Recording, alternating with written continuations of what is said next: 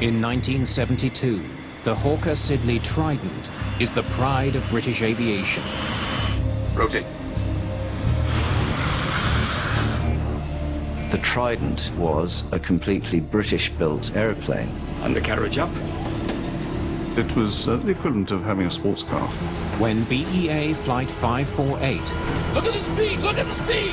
falls from the sky moments after takeoff, the carnage shocks the nation. It was so tragic that there wasn't anyone who survived. It was the worst airline accident that Britain had ever experienced. Headline's got to be dead, Lana. Come on, move!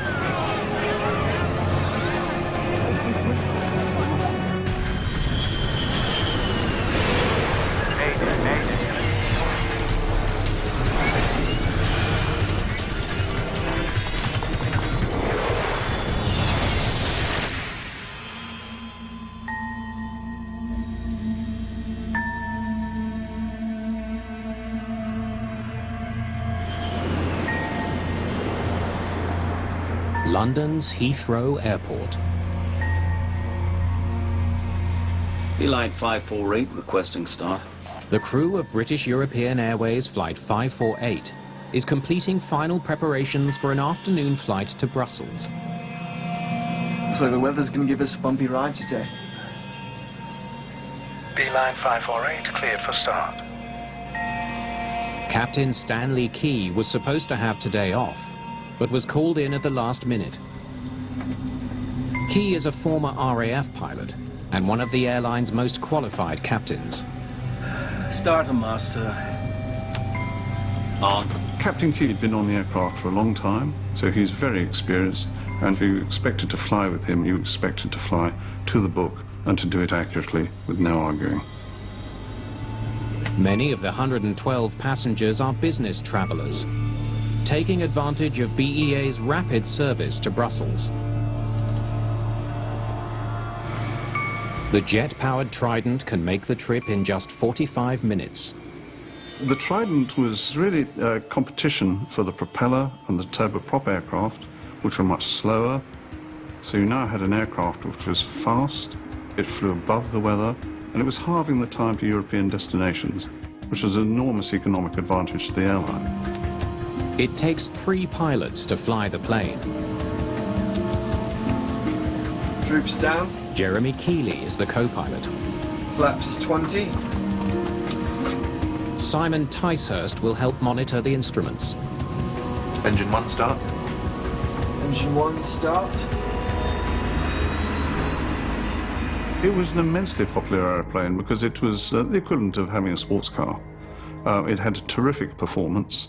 It had very powerful controls, which were all hydraulic. It was a delight to fly once you got used to it.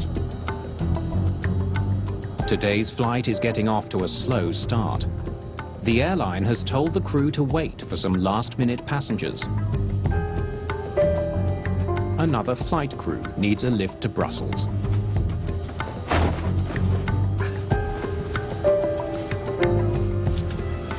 Have a seat, Captain. There was over 30 years difference between Captain Key and the 2 other members of his crew. And this produces the natural differences you have between a generation. One who regards the others as old and stuffy, and one who regard the youngsters as being young and irresponsible. This produced a generational gap. Line 548 ready for takeoff. Line 548 clear for takeoff. 548. The captain calls for takeoff power. Maximum thrust.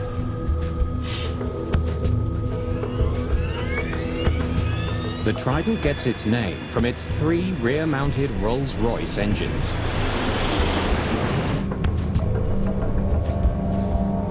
Second Officer Ticehurst monitors the plane's speed. 100 knots. They can't lift off until they reach rotation speed. 139 knots. Stopwatch on. Meanwhile, Keeley keeps a close eye on the time. It's part of a special procedure designed to minimize aircraft noise over populated areas. It's a very noisy engine with a particularly nasty crackle to it. So noise abatement would be an issue wherever it flowed.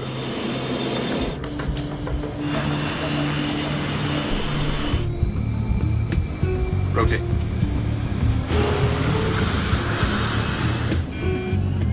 Once they've gained enough altitude, they'll have to throttle back slightly to reduce the noise of the engines. They've got to adjust the power, i.e. reduce it, just when it would be really rather nice to keep the full power on. But they've got to reduce it for noise abatement reasons. Officials at the airport measure the noise level after 90 seconds. If the pilots get it wrong, they'll have a black mark on their record. The pressure on you is to do it quickly and to do it accurately. Undercarriage up.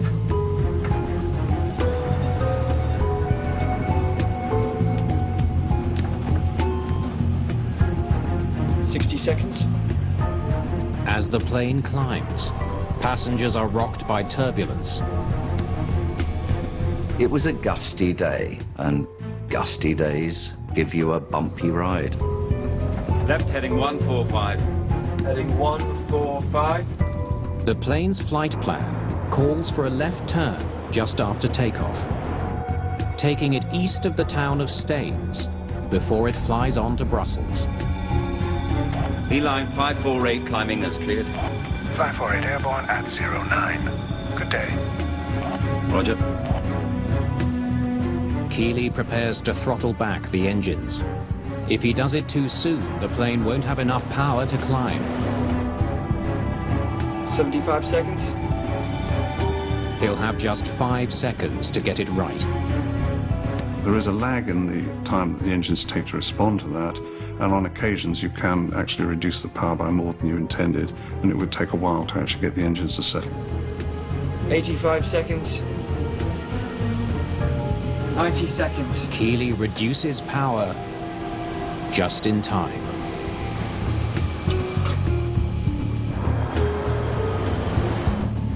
Passing 1,500 feet. The procedure goes well. 548, climb to flight level 60. Squawk 6615. The tower clears them to a higher altitude. Up to 60. Then, What was that? the plane begins to lose altitude.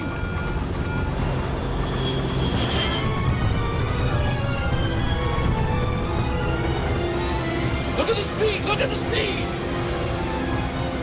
The airspeed dropped quite rapidly. There was then a very high rate of descent. They were just passengers in their own aircraft.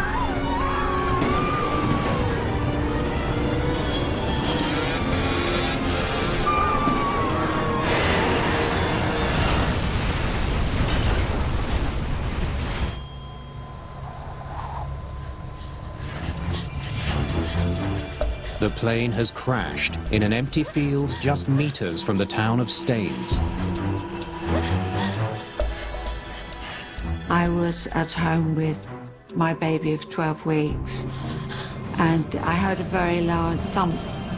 Local resident Frances Castledine leaves her infant son with a neighbor and rushes to the crash site. If it had gone another 50 yards, it would have hit the center of Staines, with the shops and the houses there. Frances is a nurse. She immediately begins searching the wreckage for survivors. I was very much afraid there was going to be a fire, because the vapor was very heavy in the air. And I had to decide basically whether I was going to go back home to my baby or whether I was going to go forward and help. But I had had a lot of intensive training in the accident and emergency department, and I really felt that I needed to be there. Nearly everyone is dead, but Frances is able to help one survivor. Can you hear me? I did my best. I did what I could. Hear me? I manipulated his legs and put them into some wreckage splints with some bandages. You're going to be okay.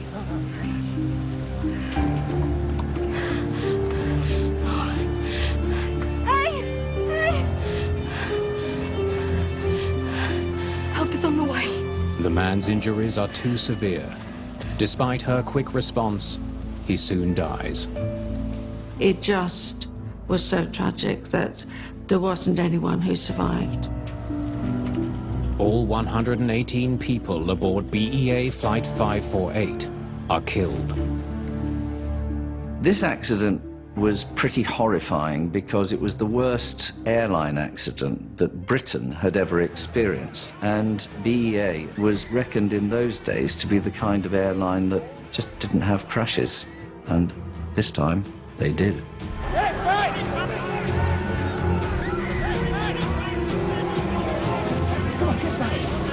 Head goes, that will be dead, Lama. Come on, move! Flight BE548 en route to Belgium crashes in a field not far from Heathrow and only a few feet from houses in the main road. News that a plane crashed and narrowly missed the town of Staines is soon the top story across the country. Within an hour, the news reaches Chris Pollard, a new investigator with Britain's Accidents Investigation Branch. At the time that I arrived on the site, the rescue attempts had started big time, and the site was very, very active with people. Investigators are struck by something unusual. In most accidents, momentum carries the wreckage forward after it hits the ground. The crash at Staines is different. The tail had not moved very far from where it had initially struck the ground, and the rest of the aircraft probably hadn't moved forwards more than about 50 yards, which for such a heavy aeroplane is very, very little distance. Nearby power lines tell part of the story. The older investigators, they were pointing out the power lines which had passed over very, very shortly before the first impact point. If you walked around the back of the remains of the tail unit, you could look backwards and upwards, and there were overhead high-tension cables. This told you really that the aircraft must have been coming down at a very steep angle in order not to interfere with the cables. The undamaged wires and compact crash zone tell investigators that the plane fell to the ground suddenly and steeply. It's a sure sign that the plane stalled. An aircraft stalls when it's flying too slowly to generate sufficient wind over the wings to give it lift. When that aircraft hit the ground, it was actually slightly nose up. It was falling through the sky like that. An airplane can stall for many different reasons, from engine failure to pilot error. Pollard studies the wreckage in search of the specific reason for the stall. Every piece of debris is a potential clue. You may come across something which is unexpected, at which point you have to try to explain it. It may prove to be a red herring. It may prove to be something crucial. How you do the salvage actually very much influences how easy you make things for yourself. Hang on, will you? You can, by careless salvage, make things incredibly difficult for yourself. There's another challenge. In 1972, planes in the United Kingdom are not required to carry cockpit voice recorders. The modern investigator is helped enormously in so many accident situations where a cockpit voice recorder is present, because it really does help you understand what was going on the flight deck. I think we forget how difficult this must have been to investigate. Investigators will only have the information from the Trident's flight recorders. It will take time to recover and process that data. The rest of the debris is carefully labeled and sent to AIB headquarters in Farnborough. All this has to get back to the hangar. There, the plane will be put back together like a jigsaw puzzle, a process that could take months. The team has no time to lose. If there's a problem with the Trident, investigators need to know as soon as possible. There is enormous pressure to find the cause of the crash. You have to recognize that the Trident was a completely British-built and British-engined aeroplane. Therefore, for British industry, it was very important that if there was anything wrong with the Trident, it should be found out and corrected. The weather could provide an early lead. There was a cold front about 30 miles away, and at the airport at the time there was low cloud at about 1,000 feet. Undercarriage up. And there was moderate turbulence, which would vary rather like driving a car over a rough road. In bad weather, storm clouds sometimes create powerful columns of air that can force a plane to the ground. Extreme wind shear or something of that sort can lead to a stall. Planes are especially vulnerable during takeoff. They're so close to the ground that pilots have little time to recover from the problem. The aircraft had only just taken off and it was still pretty low. If a stall like this had happened at multiple thousands of feet, there would have been plenty of time to recognize what the problem was and to do something about it. Investigators need to know just how severe the weather conditions were at Heathrow when the Trident took off. The AIB receives detailed meteorological reports from the day of the crash. They reveal that the turbulence simply wasn't strong enough to knock a plane out of the sky. Meanwhile, investigators turn their attention to the preliminary information captured on the Trident's black box.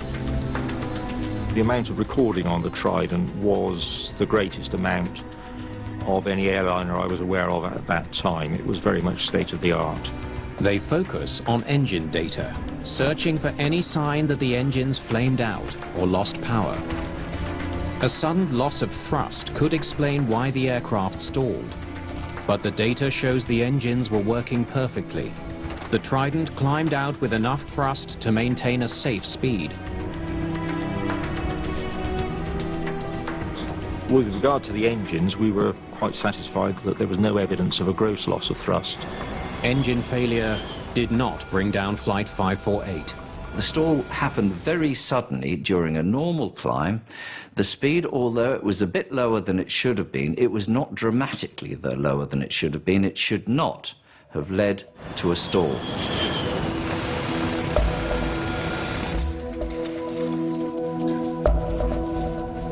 At AIB headquarters, the engineers concentrate on piecing together the wreckage. When you do a reconstruction for investigation, the best technique is to try to lay the wreckage out in plan form, so that in essence you know automatically if you're looking for a particular bit, you know where to go for it. By testing the reassembled systems, investigators should be able to tell if there was a broken part or faulty mechanism that could have caused the stall. They soon notice a problem. That can't be right. A lever is set to an unexpected position. It's used to operate crucial lift devices on the wing, known as droops. It could be seen that the droop lever was in the retracted position. Droops are aerodynamic surfaces that can be extended from the front of the wing. They increase lift during takeoff to help the plane climb. The front section of the wing was hydraulically powered and would lean and droop forward to give an extra curvature to the wing, and at lower speed that would give you extra lift. Droops should only be retracted once the plane has enough speed to maintain lift without them. If one of the pilots pulled in the droops too early, it would have instantly put the plane into a dangerous stall.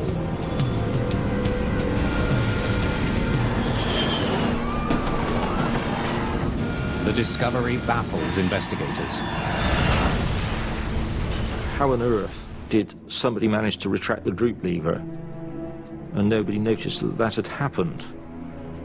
And it didn't make a lot of sense. There's no way to tell just by looking at the droop lever whether the crew moved it before the crash or if it was jostled out of place by the crash itself.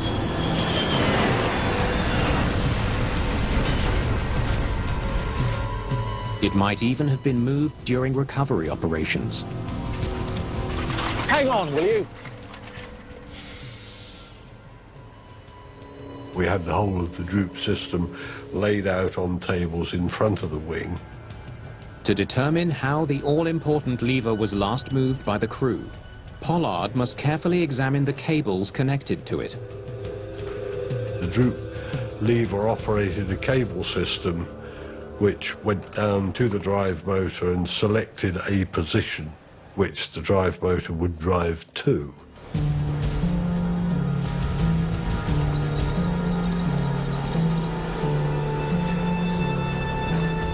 Retracted.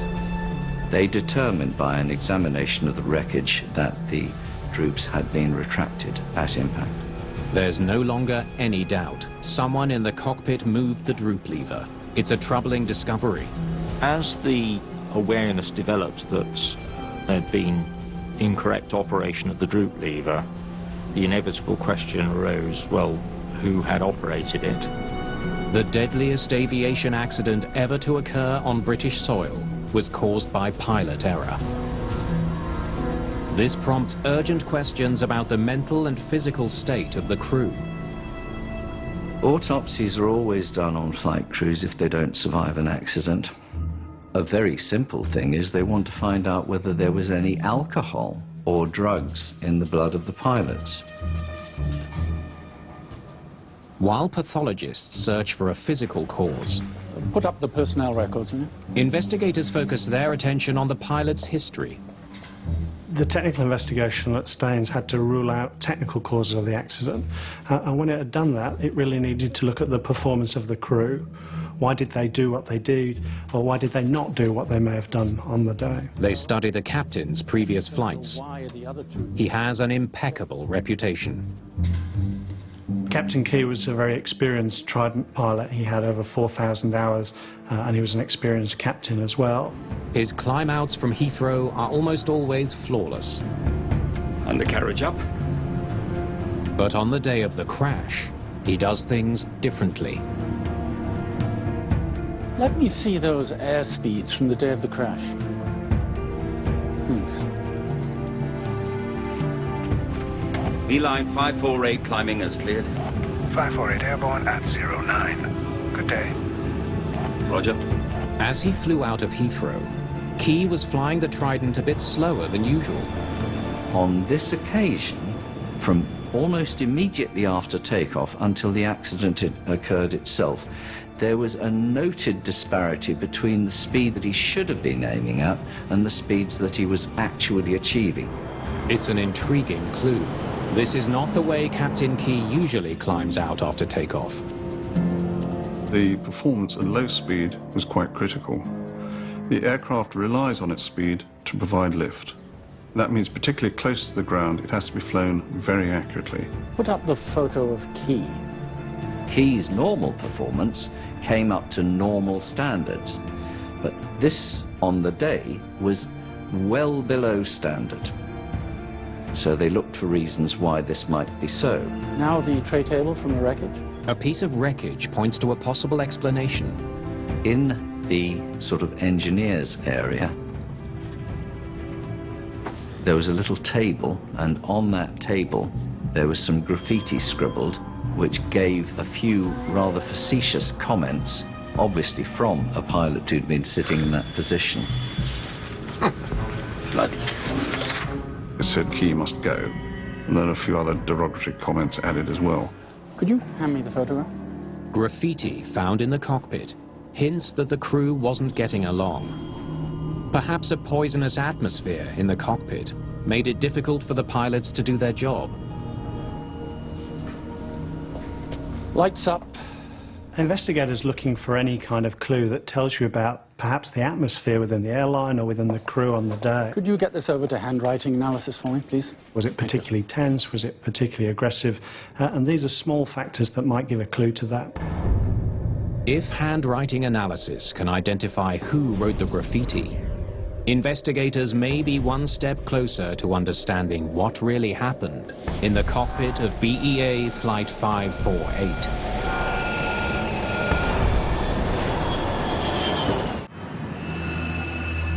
Investigators interview other BEA pilots to find out all they can about Captain Stanley Key and his crew. I hear you're someone we should talk to. Yeah. I need to tell you what happened. Pilots at British European Airways are on the verge of a strike. Captain Key is seen by many as a company man. There was work to rule going on. Most of the co-pilots, which included me, were working to rule, and he thoroughly disapproved of this as not being a professional way to behave and was leading a campaign against it. According to witnesses, things came to a head 90 minutes before the flight to Brussels. I'd say it was just a couple of hours before the flight when it all happened. Captain Key? I hear the battle's starting to go our way. What did you say? I just meant that... You know that during the war we flew in real battles? Captain Key was very, very angry, felt very passionate. This strike should not go ahead. Like some selfish, pampered, immature crybabies making a lot of ridiculous demands. Look here, just because your lot flew in the war... And as for your refusal to... Witnesses describing Captain Key's outburst at this other pilot described it as being just exactly that. It was a real outburst, a tirade. You ungrateful bastard! If you're flying that plane for money, then you're in the wrong profession! I think we better agree to disagree. Bunch of fools. The argument is so severe that investigators consider an unusual theory. That the captain's agitation interfered with his ability to fly the plane. Bloody fools. 548, climb to flight level 60. Squawk 6615. Distracted and angry. Up to 60. He might have pulled the droop handle without thinking. The multiple warnings would have added to his confusion. If you go from what is apparently a normal flight into something which is seriously dangerous, it will produce a shock response. And that means your ability to think clearly and to act decisively is very difficult. Well, you've got that queued up. Let me listen to it, will you, please? Thanks. Although the Trident is not equipped with a cockpit voice recorder, Beeline 548, ready for takeoff. the captain's conversations with air traffic control are recorded. Beeline 548, clear for takeoff, 28 right. 548. The human performance investigators trying to understand a simple thing. What was going through the mind of the crew at the time of the accident? Why did what happened make sense to them at the time? Beeline 548, climbing as cleared. 548 airborne at 09. Good day. Roger. They immediately notice something unusual. Captain seems awfully quiet. 548, climb to flight level 60. Squawk 6615. Up to 60. The captain's infrequent radio calls are so short, they don't even meet aviation standards.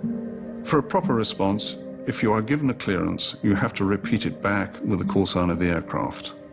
That was all missing. Inadequate responses are out of character for this strict captain. With hindsight, you and I might make a judgment about the way Captain Key was feeling at the time, that he felt he was under stress or very busy or having to concentrate very hard, or maybe all of those. The conversation with the controller provides no hint about why the captain is stressed. Investigators are left with yet another question. What was going on in that cockpit? Stress takes many forms. It can be physical stress or it can be anxiety, perhaps caused by, in this case, an argument. And all of those things will add workload to our brains and reduce our ability to deal with things. Results from the handwriting analysis are in. These are similar C's on the BOAC and on license. Discovering who scrawled graffiti in the cockpit could be the break investigators need. A simple enough letter that could be. The sample is similar to the co-pilot's handwriting. There's more of those D's. But experts conclude it's not a match. They never positively identified the handwriting and the graffiti as definitely being one of the pilots who was in that crew. It's another dead end. Investigators are no closer to understanding why BEA Flight 548 ended in tragedy. Right, could you show me some of the switches on the Trident here? Desperate for leads, they travel to BEA's flight simulator outside London. The team hears about a nagging problem for pilots of the Trident plane. The handle used to retract the droops is nearly the same shape as the one used to adjust the flaps. I can see why you confuse them. One has to bear in mind that it's being moved by the palm of the hand, and it's not easy to identify one from another. Beeline 548, climbing is cleared. It's the co-pilot who's supposed to raise the flaps after takeoff. 548 airborne at 09. Good day. Roger. But the third pilot sometimes helps out. 85 seconds. The noise abatement procedure added to the pressure. If the flaps were already up, it would be all too easy to pull in the droops instead. There were circumstances under which it would be possible quite easily to retract the droops early, and that could be catastrophic. If their theory is right, investigators should be able to find other cases where pilots made the same mistake. The team reviews the flight records from nearly 100 other Trident flights. It's not just this crew. They find 2 near accidents where pilots pulled in the droops by mistake. It's suddenly beginning to look like the captain's argument in the crew room had nothing to do with the accident. Poor design may be the real cause.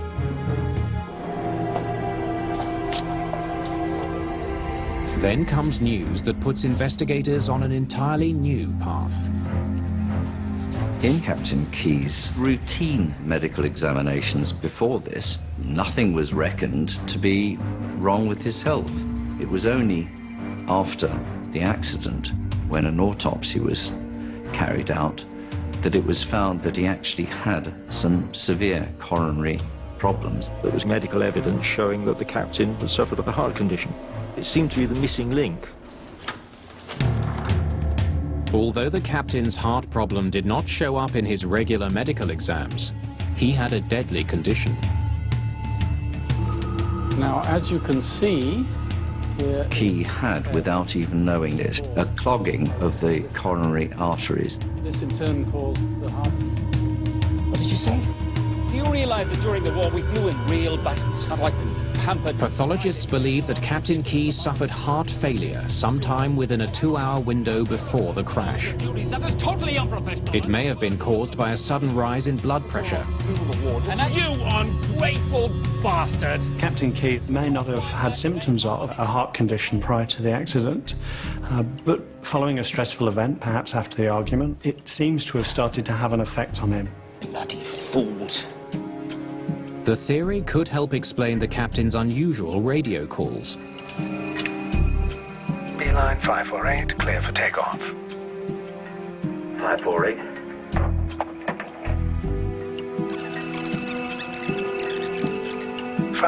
Climb to flight level 60. Squawk 6615. Up to 60. If Captain Key was in enough pain, he would have kept his replies as short as possible. His discomfort might even explain why the droop lever was pulled too soon. His level of pain would have increased over the period up to a point where he would have become partly or totally incapacitated. Anything from what may feel like heartburn or indigestion through to a violent pain close to death. If you're flying that plane for money, then you're in the wrong profession. Finally, investigators have a possible explanation for what happened in the cockpit of Flight 548. Bunch of fools. If his blood pressure was particularly high because he was agitated, it might affect his reasoning, because if you have the oxygen level in your brain reduced, even slightly, it affects your alertness and your ability to reason. And the accident investigators reckoned that that may well have been so in this case. Right, so we have to come through all the information. There's still a nagging question. There were other qualified pilots in the cockpit that day. Why didn't one of them do something to save the plane? The second captain seated in the back was too far from the controls to be of any help. But the two co-pilots could have responded to the crisis. Neither Captain Key nor the other pilots realized that it was the retraction of the droop which had caused the stall, because nobody attempted to put it back down again. If they had done, they could have unstalled the aeroplane. Jeremy Keeley. Crew records provide a possible explanation. Because of the labor dispute at the airline, pilot training had been disrupted.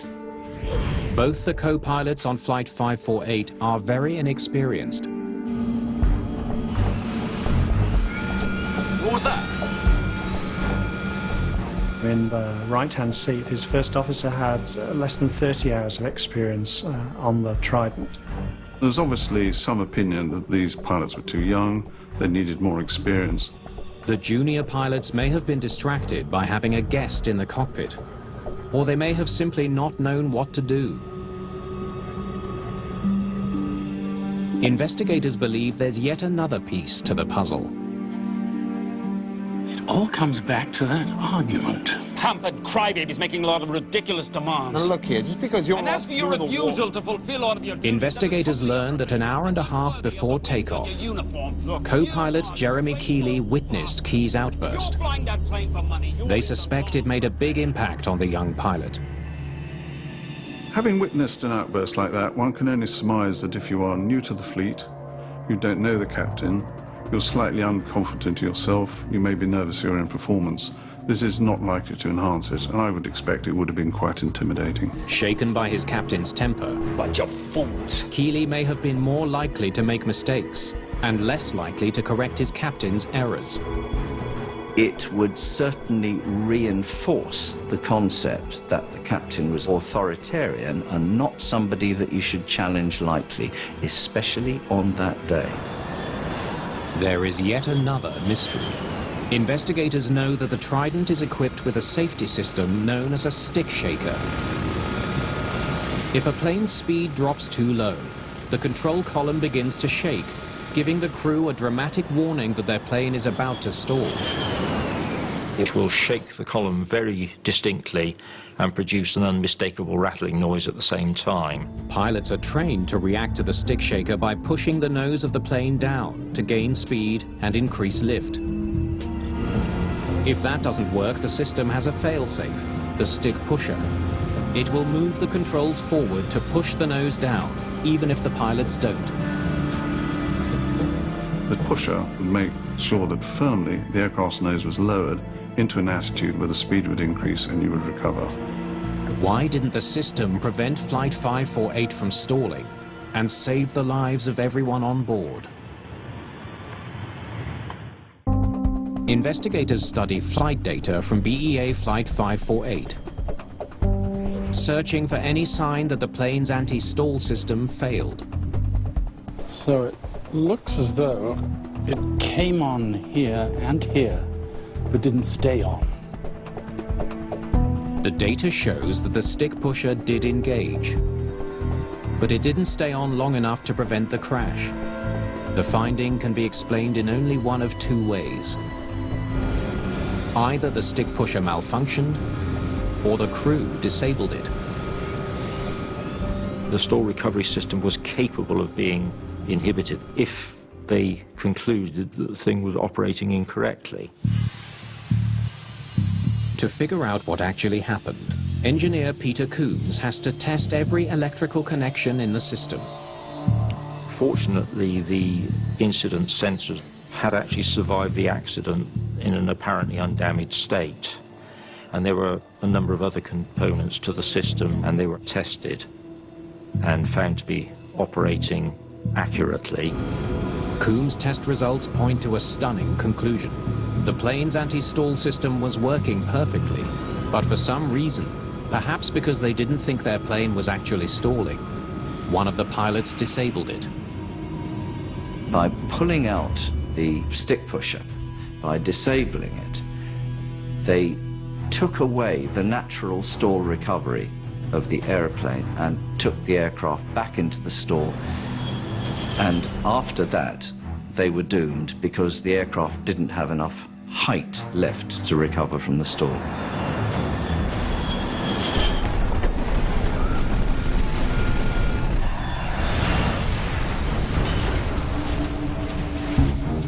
It now seems the crash of BEA Flight 548 was the result of a tragic combination of factors. First, a looming strike that led to an argument. Making a lot of ridiculous demands. And as for your refusal to vote... A heart failure that was possibly triggered by the fight, confusion over control levers, and co-pilots too junior or too intimidated to step in when things started to go wrong. For investigators, each piece of the chain is as important as the other.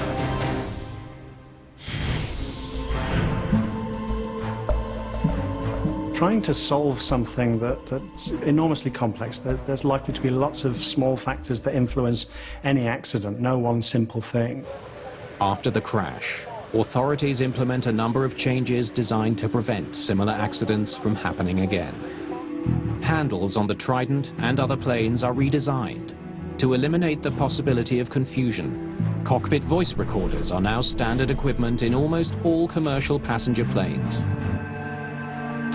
Somebody, and we're never quite sure who it was among the crew, somebody retracted the troops early, and the conclusion of the investigators in this case is that they could more likely have determined who was doing what in the cockpit if they had been able to judge what the pilots were saying to each other. Cockpit voice recorders provide a major source of information for nearly every crash. But some experts don't think the recorders are enough. Listening to a cockpit voice recorder rather resembles watching a television program with a picture switched off. It's quite difficult to work out what's going on, and on a flight deck, a lot of communication is by gesture. One of the recommendations for flight decks now to help investigators is that there should be permanent filming of what happens on the flight deck. It doesn't have to be widescreen filming which shows what the pilots are doing and how they drink their coffee, but literally a narrow focus lens which looks at the controls that they handle and all the flight instruments. So far, there are no legal requirements for the new technology, but some aviation authorities promote the voluntary use of cockpit image recorders. In the years following the crash, Hawker Siddeley faced growing competition from rival manufacturers. Trident production ended in 1978. It was being challenged by the Boeing 727, which had a similar layout, 3 engines in the tail, and in some respects had slightly superior performance. But the legacy of the Staines disaster lives on. The accident drew into perspective the whole importance of human factors on the flight deck.